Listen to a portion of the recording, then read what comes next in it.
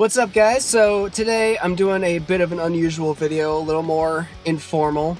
I was browsing the local Guitar Center used section, and you can see I'm at Guitar Center, and I saw that they have a diamond nitrox here.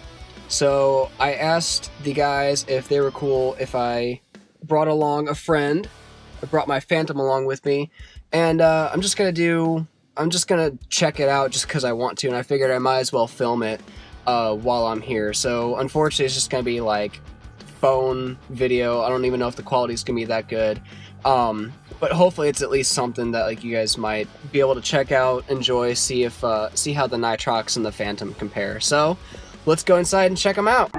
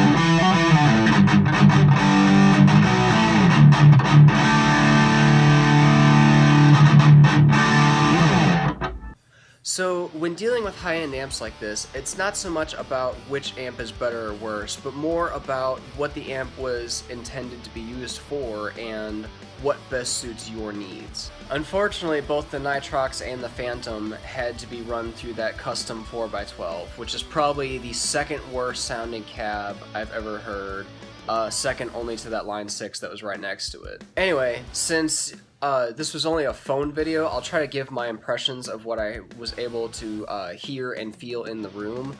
Overall, the Nitrox is a drier, less saturated amp.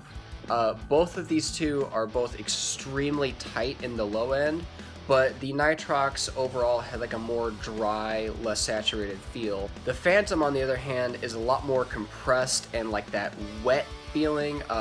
Think of something along the lines of like a 5150, where it's like that super saturated, wet, kind of compressed feeling, and it's nice and smooth to play. Something else I noticed between these two was the, I would assume is the like tuning ranges that these amps were designed to be used in.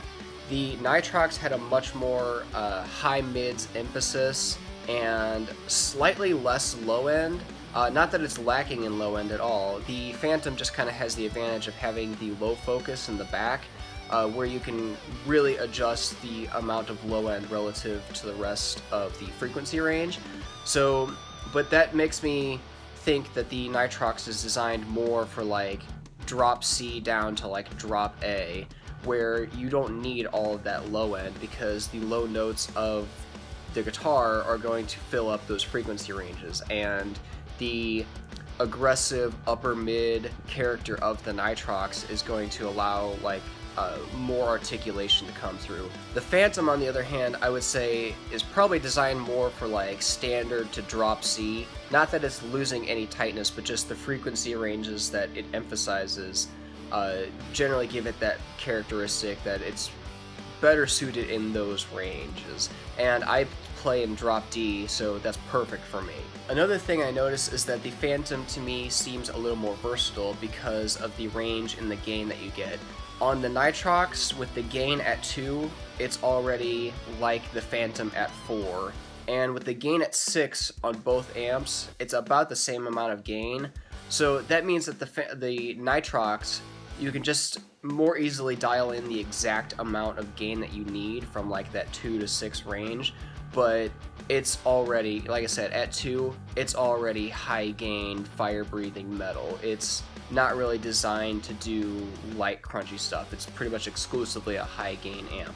The Phantom, on the other hand, you know, the gain on 2, it's a nice, crunchy, classic rock, blues, like heavy blues, you know, that warm overdrive kind of sound. You get to like 4, it's more like a JCM 800, starting to get more saturated, not a ton of gain, but it's like a rock and roll setting, hard rock, and then once you get to 6, it's balls to the wall, saturated, and then you really don't need to go past 6 on either one of these amps. 7 if you're insane.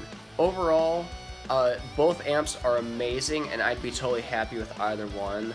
For me personally, I still prefer my good old Phantom here, and that's just because this was the amp that was recommended to me by Diamond, and it makes sense that I would prefer it over the Nitrox. And it was so cool to have them side by side, and I'd be totally happy owning either one. It was just that, you know, the Nitrox is an amazing amp, it's just that I had the Phantom right next to it, which is my be-all end-all amp. I think realistically, pretty much any person could buy either amp sight unseen and be 100% satisfied. They're both incredible amps. Anyway, I appreciate you guys taking the time to watch. Please hit that like and subscribe button, and let me know your thoughts in the comments below. I'd like to see what you guys think. I apologize for it only being a phone video, but like I said, can't take my recording equipment to Guitar Center. But it was still cool to check it out. This is something I would do just because I wanted to check out the amps. I'm always interested in the Diamond stuff, and I figured I might as well try to document it for you guys. So anyway, I'll see you guys next time.